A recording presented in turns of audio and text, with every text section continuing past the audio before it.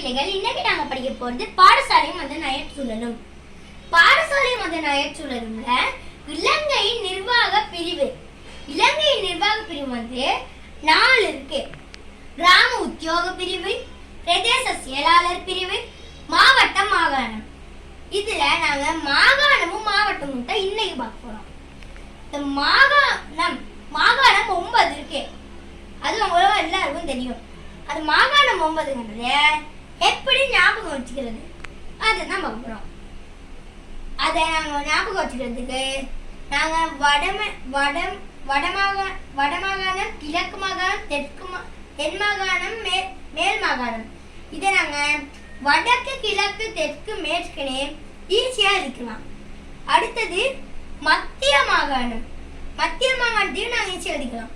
ஊவா சப்ரமு, அது வாயிலே வந்துடும். அடுத்து வடமத்திய, வடமேல்.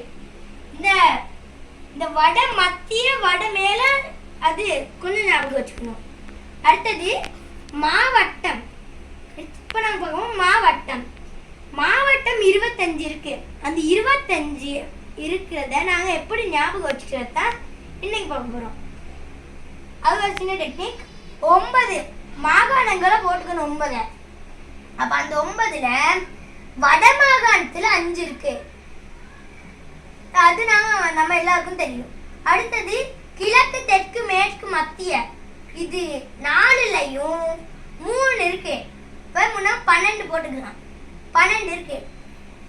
அடுத்தது வடமத்திய, வடமேல், ஊவா சப்ரகமுக, இந்த 4லையும் 2 இருக்கு. இந்த 4லையும் 2 இருக்கு. அப்போ 4 2 8. அதுவும் செஞ்சாச்சு. இப்போ இது எல்லாத்தையும் கூட்டி பாருங்க, 25 மாவட்டம் வருதானே. அது இப்போ நாங்கள் மாவட்டம் படித்தோம், மாகாணம் படித்தோம், இல்லைங்க நிர்வாக பிரிவு படித்தோம்.